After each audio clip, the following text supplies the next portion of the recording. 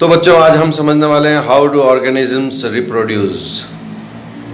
किस तरह से जीव प्रजनन करते हैं, यानी ऑर्गेनिज्म किस तरह से अपने जैसे ही ऑफस्प्रिंग बनाते हैं। It's very interesting chapter and क्या क्या हम पढ़ने वाले हैं इसमें। देखो बच्चों, हम इसमें सबसे पहले पढ़ेंगे introduction and definition of reproduction, प्रजनन का परिचय और परिभाषा, राइट।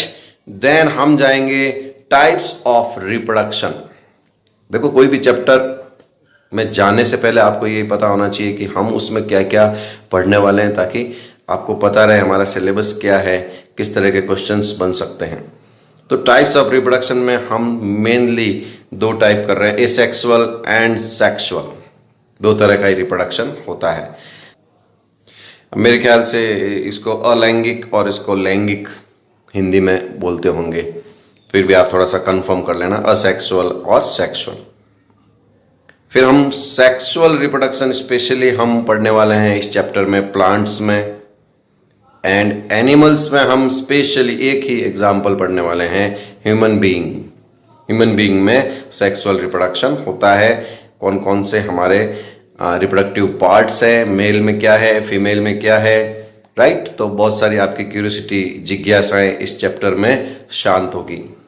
देन इस चैप्टर में हमको पढ़ना है how can we control population, right. Reproduction पढ़ रहे हैं तो फिर हमको ये भी समझ में आ जाएगा कि रिप्रोडक्शन पे कंट्रोल कैसे करें। फिर आपको पढ़ना है STD, sexually transmitted disease, right. ये वो बीमारियां हैं जो सेक्सुअली कांटेक्ट में आने से एक दूसरे को होती है, एसटीडी बोलते हैं। हिंदी में आप चैप्टर के लास्ट में जाके देखना, आप में लिखा हुआ होगा, है ना। मुझे इसकी प्रॉपर हिंदी नहीं आ रही है। और फिर महिलाओं के स्वास्थ्य के बारे में, क्योंकि बेबी जो होता है 9 मंथ्स वो कैरी करती है, तो उनके हेल्थ के बारे में भी हम इसमें बात करेंगे, वीमेंस हेल्थ। तो ये हमको पढ़ना है और एक टीनेजर्स के लिए ये चैप्टर बहुत बहुत इंपॉर्टेंस रखता है बच्चों। चलो कुछ बातें रिप्रोडक्शन की हम कर लेते हैं, प्रजनन। तो पहली बात है, तो डेफिनेशन क्या है। ये सबसे पहले मैंने यहाँ पर डेफिनेशन लिखी है, बहुत लंबी चौड़ी डेफिनेशन अपने को याद नहीं करनी है। Production of new generation of individuals of the same species अगर अपनी न्यू जनरेशन का प्रोडक्शन करे, है ना, मतलब एक ही तरह का स्पेसीज का मतलब हो गया कोई ग्रुप ऑफ क्या कहेंगे, एनिमल्स या प्लांट्स। जैसे मैं आपको बताऊं, नीम के बीज से नीम का पेड़ उगता है, राइट। डॉग अगर रिप्रोडक्शन कर रहा है तो पपीज होते हैं, है ना। तो same species, individual of the same species. ऐसा नहीं है कि डॉग के अगर पपीज हो रहे हैं तो उसमें कैट के बच्चे भी हो रहे हैं, साथ में डॉग के भी हो रहे हैं, नहीं, सेम स्पेसीज का ही प्रोडक्शन होगा। दैट इज नोन एज प्रजनन और reproduction, production of new generation of individuals of the same species. इतनी सी डेफिनेशन है। रिप्रोडक्शन में इंपॉर्टेंट चीज क्या है बच्चों, पेरेंट्स, राइट। पेरेंट्स ही क्या करते हैं बच्चों, प्रोड्यूस करते हैं, जिसको हम रिप्रोडक्शन बोलते हैं। क्या, ऑफ स्प्रिंग। ऑफ स्प्रिंग को हिंदी में क्या कहते हैं, संतान। तो क्या होता है बच्चों, यहां पर एक बात बताना चाहता हूं कि पेरेंट्स की जो ऑफ स्प्रिंग रिप्रोड्यूस कर रहे हैं, प्रोड्यूस कर रहे हैं, वो सारे क्या होते हैं, सिमिलर होते हैं। तो यहाँ पे सिमिलर को आप ऐसा नहीं लेके साहब एक डॉग के तो या बीच के पपीज होते हैं तो कोई ब्लैक होता है, कोई ब्राउन होता है, कोई वाइट होता है, डिफरेंट कलर्स के होते हैं। दैट इज वेरिएशन, उसकी बात करेंगे, लेकिन वो आइडेंटिकल तो हैं। उनका बॉडी फीचर, उनका बॉडी स्ट्रक्चर, है ना, 4 legs, पूंछ, है ना, आईज, तो वो बात कर रहे हैं हम उसकी। सिमिलर क्यों होती है, ऑफ स्प्रिंग, यानी हॉर्स के वापस उसके जैसे ही बच्चे की होते हैं, एलिफेंट के जैसे ही की होते हैं, उनकी बात कर रहा हूं मैं। ह्यूमन बीइंग के होते हैं, तो आपके दिमाग में आएगा सिमिलर कहाँ होते हैं, 4 भाई बहन है तो चारों की शक्ल अलग अलग होती है, बट बॉडी स्ट्रक्चर सेम है। ह्यूमन बीइंग दिख रहे हैं वो, मैं उसकी बात कर रहा हूँ। फिर जो थोड़ा थोड़ा डिफरेंस आता है वो वेरिएशन, जिस हल्का उल्का जो होता है, अभी बताऊंगा किसके कारण। तो सिमिलर क्यों होते हैं, वाई, इस पे बात करेंगे। इंपॉर्टेंट बात आपको यहाँ पे बता रहा हूँ, reproduction is not essential to maintain the life of an individual organism. व्यक्तिगत रूप से अगर मैं ये कहूं कि प्रजनन लाइफ प्रोसेस में नहीं आता, मैंने आपको लास्ट चैप्टर में भी एक्सप्लेन किया था, यानी कोई इंडिविजुअल है, कोई ऑर्गेनिज्म है, वो लाइफ टाइम रिप्रोडक्शन नहीं करता है तो उसके वो मर नहीं जाएगा, वो जिएगा पूरा, राइट? लेकिन रिप्रोडक्शन क्यों एसेंशियल है? Essential for the survival of the species. उस स्पेसीज के सर्वाइवल के लिए रिप्रोडक्शन जरूरी है। स्पेसीज की इमॉर्टेलिटी को ये मेंटेन करता है रिप्रोडक्शन, राइट? भी पेरेंट्स तो आज हैं दुनिया में, कल नहीं है, लेकिन उनके ऑफस्प्रिंग तो रहेंगे, वो स्पेसीज तो जीवित है। फिर ये पेरेंट्स बनेंगे तो इनके ऑफस्प्रिंग, इस तरह से वो स्पेसीज के सर्वाइवल के लिए रिप्रोडक्शन जरूरी है। इंडिविजुअल ऑर्गेनिज्म के सर्वाइवल के लिए रिप्रोडक्शन जरूरी नहीं है। समझ रहे हैं ना आप मेरी बात? एक डॉग है या एक बिच है, किसी के घर में पाली हुई है, और लाइफ टाइम उसका क्रॉस नहीं कराते हैं किसी डॉग से, तो भी वो बिच अपना पूरा जीवन बिता के जाती है। तो उसके पर्टिकुलर किसी के जीने के लिए रिप्रोडक्शन जरूरी नहीं है, बट उसकी स्पेसीज के लिए रिप्रोडक्शन जरूरी है, स्पेसीज के सर्वाइवल के लिए। तो ये मैंने थोड़ा सा आपको बात करी। अभी मैं बताता हूं पेरेंट्स के ऑफस्प्रिंग सारी सिमिलर क्यों होती है, उस पर बात करेंगे हम नेक्स्ट क्लिप में। एक अच्छा खासा एनसीईआरटी में क्वेश्चन है, हेडिंग भी है आपके एक टॉपिक की, why do the organisms belonging to same species look similar to each other. वही मेरा क्वेश्चन है कि एक ही स्पीसीज के सारे ऑफस्प्रिंग होती है, वो सिमिलर क्यों होती है? डोंकी के सारे बच्चे एक जैसे, एलिफेंट के सारे बच्चे एक जैसे, जेब्रा है तो सारे जेब्रा जैसे, है ना? हम उनके अंदर डिफरेंसेस करने जाएंगे तो मिल जाएंगे, लेकिन वो बॉडी स्ट्रक्चर उनका सेम कैसे है? तो बच्चों इसके लिए आपको जाना पड़ेगा, 9th क्लास में आपने पढ़ी थी सेल। कोई भी ऑर्गेनिज्म होगा, प्लांट होगा, एनिमल होगा, मल्टीसेलुलर होगा, यूनिसेलुलर होगा, तो सेल तो होगी ना उसमें। हाँ जी, तो सेल में आपने क्या पढ़ा क्लास 9th में? न्यूक्लियस होता है। मैं ज्यादा स्ट्रक्चर पे नहीं जा रहा हूं सेल का, अभी आपको एक क्लिप तो दिखाऊंगा स्ट्रक्चर की। न्यूक्लियस कंटेन्स करता है बच्चों क्रोमोसोम्स, और आपको पता होगा कि क्रोमोसोम्स ही इनहेरिटेंस करते हैं। क्रोमोसोम ही इंफॉर्मेशन को एक जनरेशन टू दूसरे जनरेशन ट्रांसफर करने का काम करते हैं। आपने 9th क्लास में मियोसिस माइटोसिस भी पढ़ा होगा, थोड़ा थोड़ा मैं अभी आपको बताऊंगा 10th क्लास में। तो सेल में कौन होता है? Nucleus contains chromosomes, and chromosomes carry informations from parents to the next generation. कौन कैरी कर रहा है इंफॉर्मेशन को? क्रोमोसोम ही बता रहा है साहब नेक्स्ट जनरेशन में जाके कि तुझे एक सेल से पूरा मल्टी सेलुलर ऑर्गेनिज्म बनना है, पूरा एक एनिमल बनना है, तो तुझे डॉग बनना है कि कैट बनना है कि एलिफेंट बनना है कि ह्यूमन बीइंग बनना है। कौन कैरी करता है information? Chromosomes carry information from parents to the next generation in the form of DNA. अब आपको पूछे क्रोमोसोम इंफॉर्मेशन कैरी करता है तो किस फॉर्म में करता है बच्चों? DNA, right? एक बायोमोलिक्यूल है, ये बड़ा बायोमोलिक्यूल है, मैक्रो बायोमोलिक्यूल बोलते हैं इसको बच्चों, in the form of DNA. Higher classes में आप उसको आप डिटेल से पढ़ेंगे, अभी मैं इसकी फुल फॉर्म बता सकता हूं आपको, deoxyribo nucleic acid. Deoxyribo nucleic acid. चलो नेक्स्ट क्लिप में देखते हैं। तो यहां पर हमको इतनी सी इंफॉर्मेशन 10th में सफिशिएंट है कि एक जनरेशन से दूसरे जनरेशन तक इंफॉर्मेशंस कौन कैरी करता है? क्रोमोसोम करता है। किस फॉर्म में करता है? डीएनए के फॉर्म में करता है। नेक्स्ट क्लिप में चलें। डीएनए का मैंने अभी आपको फुल फॉर्म बताया, डीऑक्सीराइबो या राइबोज न्यूक्लिक एसिड। इसमें आपका मैं बता दूं, ये राइबोज जब भी लग जाए, जैसे ग्लूकोज, सुक्रोज, फ्रक्टोज होता है ना, तो ये भी एक शुगर है, टाइप ऑफ शुगर है, ठीक है? Detail study in class 11th। और न्यूक्लिक एसिड भी एक ऑर्गेनिक कंपाउंड है, नाइट्रोजनस ऑर्गेनिक कंपाउंड है। तो आप इन सबका स्ट्रक्चर पूरा, केमिस्ट्री पूरी पढ़ेंगे, तभी आपको फुल फॉर्म याद रखना काफी है। डीऑक्सीराइबो न्यूक्लिक एसिड या राइबोज न्यूक्लिक एसिड बायोमोलिक्यूल है ये एक। डीएनए का अगर एक सेगमेंट ले लें, अगर हम segments of DNA is known as genes, right? DNA का, अभी मैं आपको स्ट्रक्चर डीएनए का बताऊंगा, उसका जो एक सेगमेंट होता है उसको ही जीन बोलते हैं। और बच्चों DNA पजेज information in the form of gene, DNA के फॉर्म में इंफॉर्मेशन एक जनरेशन से दूसरी जनरेशन में जा रही है, तो डीएनए इंफॉर्मेशन को किस फॉर्म में रख रहा है बच्चों? जीन्स के फॉर्म में रख रहा है।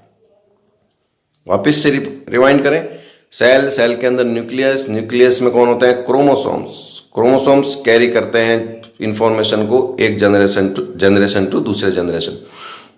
क्रोमोसोम किस फॉर्म में करते हैं? डीएनए, डीएनए में इंफॉर्मेशन किस फॉर्म में रहती है? जीन्स के फॉर्म में। यानी अगर ये पूरा, अगर मैं आपको ऐसे ही रफली बताऊं, ये पूरा अगर डीएनए है, ये पूरा अगर डीएनए है, तो उसका छोटा सा एक पार्ट, सेगमेंट कौन हो गया? जीन हो गया। जीन, जीन इंफॉर्मेशन कैसे स्टोर करती है, कैसे पजेस करते हैं जीन के फॉर्म में? बच्चों जीन के अंदर to synthesize specific kind of protein, gene के अंदर इंफॉर्मेशन होती है कि किस टाइप की प्रोटीन बनेगी। सेल डिवीजन जब होगा, जब यूनिसेल्युलर से मल्टीसेल्युलर ऑर्गेनिज्म बनने जा रहा है, तो कौन कौन सी प्रोटीन्स बनेगी, वो सारी इंफॉर्मेशंस कोड के रूप में किस में होती है? जीन्स में, जो कि डिकोड होती है। तो इंफॉर्मेशन का one generation to another generation transfer बोलना बहुत इजी है, पर ये एक बहुत कॉम्प्लिकेटेड प्रोसेस है बच्चों, जिसको हमको 10th में बहुत सिंपली याद रखना है। मैं वापस रिपीट कर रहा हूं, सेल, सेल में nucleus, nucleus content chromosome, Hindi में बोलते हैं केंद्रक, केंद्रक में होते हैं गुणसूत्र, क्रोमोसोम को क्या बोलते हैं? गुणसूत्र। ठीक है, क्रोमोसोम क्या करते हैं? इंफॉर्मेशन कैरी करते हैं इन द फॉर्म ऑफ डीएनए। तो आपका अगला question, what is DNA? DNA is deoxyribonucleic acid biomolecule. Okay, DNA का जो एक सेगमेंट है, उसके छोटे छोटे जो पार्ट हैं डीएनए के, that is known as genes. और जीन्स के फॉर्म में इंफॉर्मेशन स्टोर करता है वो, और इंफॉर्मेशन को नेक्स्ट जनरेशन में ट्रांसफर करता है to synthesize specific kind of protein. इस विशेष प्रकार की प्रोटीन का संश्लेषण करने की सूचनाएं किस में होती है? जीन्स में होती है। उल्टा चलते हैं, जीन्स क्या होते हैं? डीएनए का एक पार्ट है, सेगमेंट है। डीएनए कहाँ है? क्रोमोसोम पे है, राइट? क्रोमोसोम बना हुआ डीएनए से है। और क्रोमोसोम कहाँ रहते हैं? न्यूक्लियस में रहते हैं, केंद्रक में रहते हैं। गुणसूत्र कहाँ रहते हैं? केंद्रक में। और केंद्रक कहाँ रहता है? कोशिका में। तो कोशिका, देन केंद्रक, केंद्रक में गुणसूत्र, गुणसूत्र किससे बना? डीएनए, डीएनए में क्या है? जीन, जीन क्या कर रहा है? सूचनाएं, जीन को एक्चुअल में जीन की फॉर्म में सूचना जा रही है एक जनरेशन से दूसरे जनरेशन में। Cell, nucleus, chromosome, DNA, gene, right? We can say the unit of inheritance, आनुवंशिकी की इकाई हम जीन को बोल सकते हैं, जीन को। ठीक है बच्चों, देखिए बच्चों, मैंने ये एक सेल का कलरफुल डायग्राम लेके आया हूं मैं, सेल का। एनिमल सेल ही लग रही है मेरे को ये, बॉडी सेल। इसके सेंटर में कौन है? न्यूक्लियस।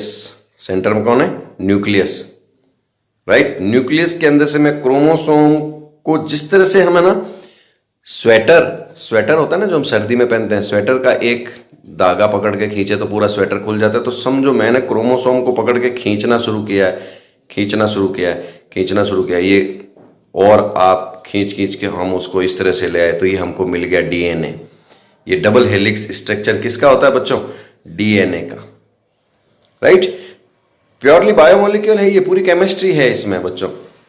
पूरा जो ऑर्गेनिज्म है वो पूरा, हम कहते हैं ना हम केमिकल नहीं खाएंगे, ये नहीं खाएंगे, वो नहीं खाएंगे। अरे हम पूरे केमिकल से ही बने हुए हैं, राइट? हम उनको बोलते बायोकेमिकल हैं या बायोमोलिक्यूल हैं, but everything is chemistry. Biology की डिटेल में अंदर तक जाएंगे तो क्रोमोसोम को मैंने ऑपरेशन करना शुरू। अब मैं बता रहा था ना जीन, तो अगर ये डीएनए है तो डीएनए का एक सेगमेंट, सपोज करो यहां से लेकर यहां तक, ये सेगमेंट कहां से कहां तक? यहां से यहां तक, ये एक सेगमेंट के अंदर मैसेज है प्लांट के अंदर एक स्पेशल प्रोटीन बनाने का। आपको पता है एंजाइम्स भी प्रोटीन से बनते हैं। फिर प्रोटीन जब उस तरह की बनेगी तो उस प्लांट वो टॉल होगा या प्लांट वो ड्वार्फ रहेगा, वो सारा मैसेज इसमें होता है बच्चों। जेनेटिक वाला चैप्टर में डिस्कस करेंगे। तो ये this is the segment of DNA, this is the chromosome. Chromosome को हम क्या कर रहे हैं? ओपन करते जा रहे हैं, पूरा डीएनए दिख रहा है हमको ये, and the segment of DNA is known as gene. तो unit of inheritance is gene. मैं बाकी सेल ऑर्गन्स के बारे में अभी बात नहीं कर रहा हूं। एक टेक्निकल टर्म मैं आपको थोड़ा सा यहां पे समझा दूं कि कोई ऑर्गेनिजम्स, जो भी ऑर्गेनिज्म है उसमें मेन चीज कौन है? डीएनए है, जो क्रोमोसोम पे रहता है, राइट। डीएनए का जो सेगमेंट है वो कौन है? जीन है। तो हम डीएनए की बात कर रहे हैं।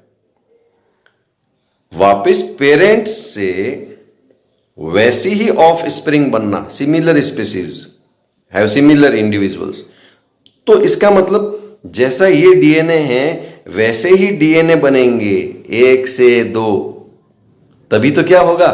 इंफॉर्मेशन, सेम इंफॉर्मेशन जाएगी, सेम अगर डीएनए होगा तो डीएनए अपने जैसे 2 डीएनए बनाता है। That process is known as DNA copying और रिप्लिकेशन, जो कि जब रिप्रोडक्शन होता है तो रिप्लिकेशन होना शुरू होता है। तो ऑफ स्प्रिंग में इसलिए सिमिलर मैसेज आ जाता है। जब एक डीएनए से 2 डीएनए बन रहे हैं तो आपको पता है कि 100% एक्यूरेसी होती नहीं है। तो फिर जो ऑफ स्प्रिंग में जो थोड़ा थोड़ा डिफरेंस आता है, कलर का, आई कलर का, स्किन कलर का, वो उस एक्यूरेसी पूरी 100% एक्यूरेसी नहीं होने के कारण आता है। पर बनते बीच के सारे पपीज एक जैसे होंगे। डॉग ही कहोगे आप उनको, किसी को भी हॉर्स या आप कैट का बच्चा नहीं कहोगे, है ना। तो लेकिन उनके अंदर तो डिफरेंस तो आएगा ना। वो जब एक डीएनए से 2 डीएनए बनते हैं तो डीएनए रिप्लिकेशन में थोड़ा बहुत डिफरेंस आ जाता है। दैट्स वाई वेरिएशन क्रिएट होते हैं। तो ये डीएनए में और may not be exactly similar, right. और जब एग्जैक्टली सिमिलर नहीं होते तो वेरिएशन आते हैं। अब वेरिएशन आते हैं, कभी ऐसे वेरिएशन आ जाते हैं ऑफ स्प्रिंग में कि वो सर्वाइव ही नहीं कर पाती। तो वो ऑफ स्प्रिंग क्या होगी? संतान क्या होगी? मर सकती है। या कभी कभी ऐसे वेरिएशन आ जाते हैं कि वो बहुत स्ट्रांग हो जाती है। तो ये सब इवोल्यूशन का बेस है बच्चों। कौन? ये जो वेरिएशन है ना। तो ये इस तरह से हमको एक वर्ड याद रखना है कि सेम ऑफ स्प्रिंग कैसे होती है, सिमिलर इंडिविजुअल कैसे होते हैं? बाय डीएनए रिप्लिकेशन और डीएनए कॉपिंग।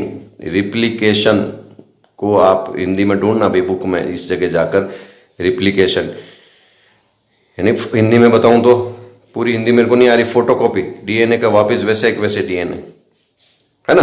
तो ये इस तरह से ये जब डीएनए आप ऑफ स्प्रिंग में पहुंचता है तो इसमें सारी इंफॉर्मेशन होती है। जीन के फॉर्म में किस तरह की प्रोटीन बनेगी, किस तरह की प्रोटीन बनेगी। थोड़ा बहुत डिफरेंस आ गया, है ना, तो हो सकता है ये टॉल होए, ये ऑफ स्प्रिंग बहुत लंबा होए और ये ड्वार्फ रह जाए, राइट। तो ये वो जो रेसेसिव डोमिनेंस जो किस तरह के, वो मैं आगे आपको मेंडल वाले चैप्टर में बताऊंगा। इस चैप्टर में हमको इतना डिटेल में नहीं जाना, राइट। तो एक बार फिर रिपीट कर लें। सेल, सेल में न्यूक्लियस, न्यूक्लियस में क्रोमोसोम्स, क्रोमोसोम पे DNA, the segment of DNA is known as genes. और जीन के फॉर्म में इंफॉर्मेशन एक जनरेशन से दूसरे जनरेशन में कैरी फॉरवर्ड करते हैं और ये रिप्रोडक्शन चलता है। बच्चों, टाइप्स ऑफ रिप्रोडक्शन, प्रजनन के प्रकार में मोटा मोटी 2 हैं, एसेक्सुअल एंड सेक्सुअल, अलैंगिक और लैंगिक।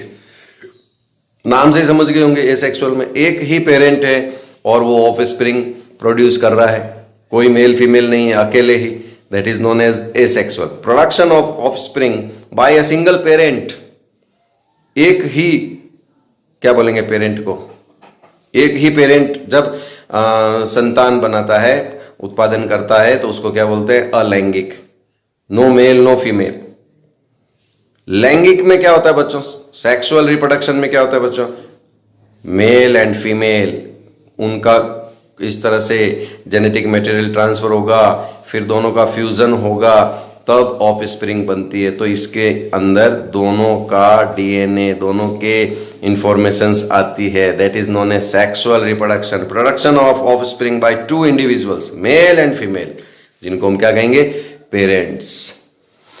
तो बहुत सिंपल डेफिनेशन दी है। इस डेफिनेशन को थोड़ा हम और रिच करेंगे, क्योंकि अभी मैं वर्ड्स बोलूंगा, by the formation of gametes, fertilisation, meiosis. तो ये सब अभी हमको, जब तक ये नहीं समझेंगे पूरा, तब तक हम इस डेफिनेशन को रिच नहीं कर सकते। ये दोनों समझने के बाद हम डेफिनेशन को रिच करेंगे बाद में। आप अपने आप ही रिच कर लोगे डेफिनेशन, इसलिए मैंने सिंपल डेफिनेशन दी है। By single parent, by pair of parents. इस सेक्सुअल रिप्रोडक्शन में कुछ उसकी खास बातें हम यहां पर डिस्कस कर रहे हैं। कि common means of rapidly increasing offspring under favourable condition. तो एसेक्सुअल रिप्रोडक्शन होता है, बाद में हम डिफरेंसेस करेंगे सेक्सुअल और एसेक्सुअल में, उसमें ये बहुत इंपॉर्टेंट है कि बहुत सी स्पीसीज होती है जो एसेक्सुअल भी रिप्रोडक्शन करती है और सेक्सुअल भी करती है।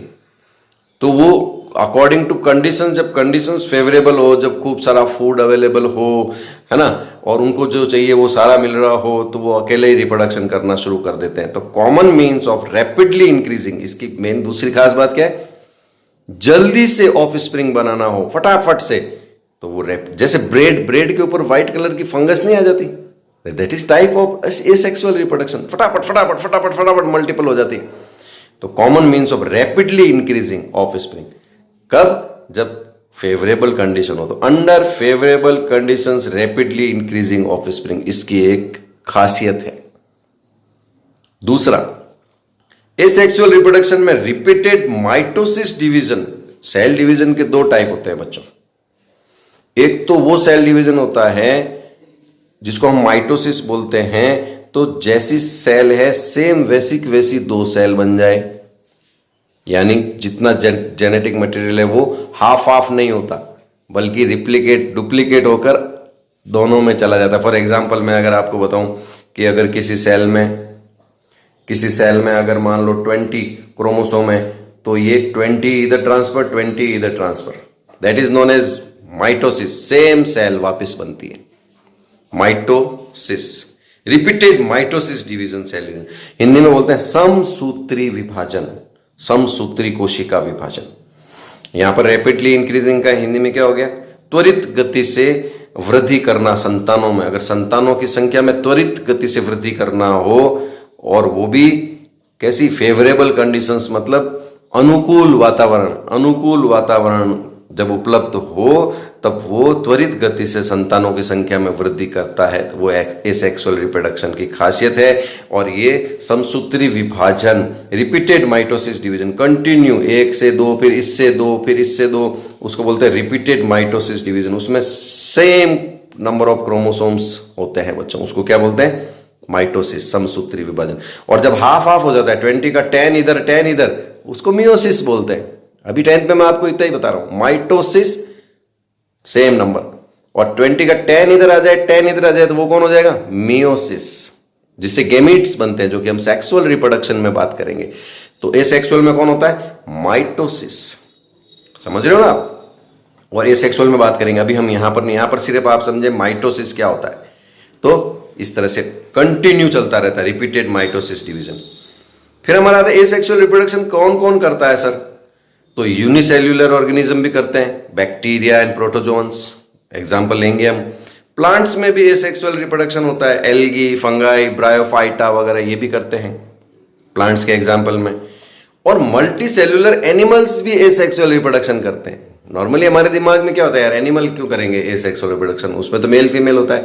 बट मल्टी सेल्युलर एनिमल्स की बात कर रहा हूं मैं, तो हाइड्रा, स्पंजेस वगैरह जो भी है, ये सारे क्या करते हैं, एसेक्सुअल रिप्रोडक्शन करते हैं। तो इनके एग्जाम्पल की बात करेंगे। तो इतनी बातें आपको सेक्सुअल रिप्रोडक्शन में ध्यान रखनी है।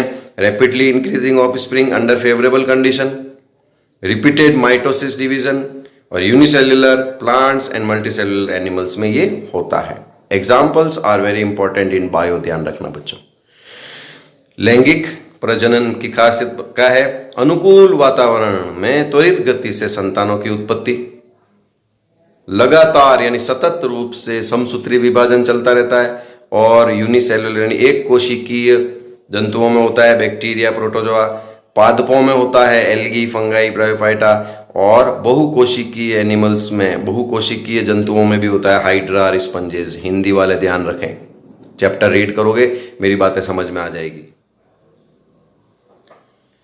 अब हम देखते हैं कि एसेक्सुअल रिप्रोडक्शन, अलैंगिक प्रजनन, कौन कौन सी विधियों से, मेथड से, कौन कौन से तरीकों से होता है ऑर्गेनिज्म में। पहले तो नेम याद करना भी जरूरी है, क्योंकि नेम पर भी बहुत बार क्वेश्चन आया है। नेक्स्ट वीडियो में हम इंडिविजुअल सब पे बात करेंगे, इंडिविजुअल पूरे 7 मेथड्स हैं आपके एनसीईआरटी में। पहला फिशन, विखंडन, 1 के 2, टूटना, बिस्कुट हाथ में लो तोड़ दो, फिशन, राइट। दूसरा फ्रेगमेंटेशन, खंडन, बहुत छोटे छोटे टुकड़े कर दो, चूरा कर दो, राइट। बिस्कुट के 3-4 टुकड़े कर दिए और हर टुकड़े से नया बिस्कुट बन जाए वापस, मजा आ जाएगा ना। हाँ ठीक है।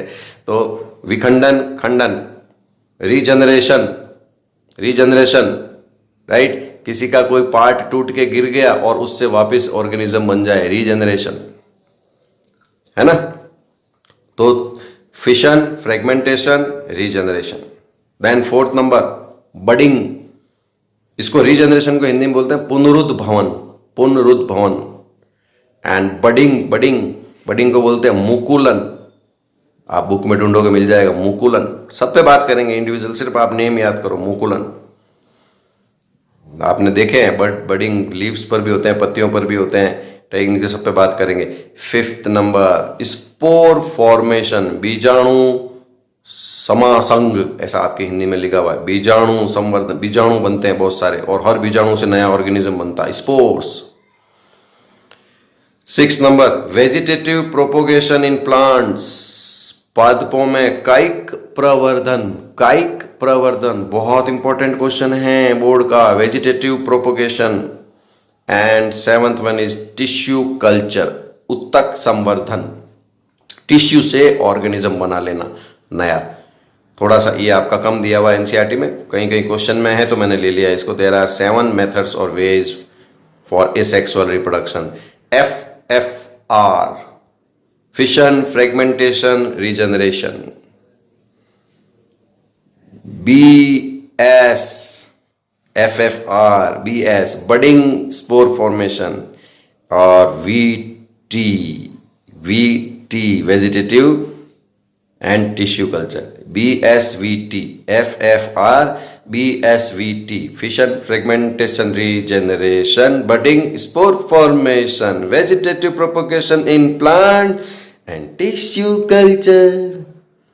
Tissue culture, vegetative propagation, spore formation, budding, regeneration, fragmentation, fission. तो आप कैसे भी खेल खेल कर आपको 7 मेथड्स याद होंगे। तो छोटा मोटा क्वेश्चन आप कर सकते हो, right any 3 ways for asexual reproduction. तो 7 आते हैं तो कोई से भी 3 लिख देंगे ना, विथ एग्जाम्पल, एक एक एग्जाम्पल भी लिख देंगे। अभी हम नेक्स्ट वीडियो में करेंगे। तो इस वीडियो में हम इतना ही करते हैं बच्चों, और नेक्स्ट वीडियो में हम इन पर इंडिविजुअल एग्जाम्पल्स के साथ, अच्छे से पिक्चर्स के साथ, डायग्राम के साथ बात करेंगे। आप इसे नोट कर लेना अच्छे से, right. FFR, BSVT, FFR, BSVT। Okay, thank you very much, have a nice day. मिलते हैं नेक्स्ट वीडियो में। I hope you like this video. और हाँ, कमेंट नहीं करते हो, लाइक भी करना है, शेयर भी करना है। कमेंट करोगे तो मुझे पता लगेगा कौन कौन से बच्चे वीडियो देख रहे हैं, ठीक है।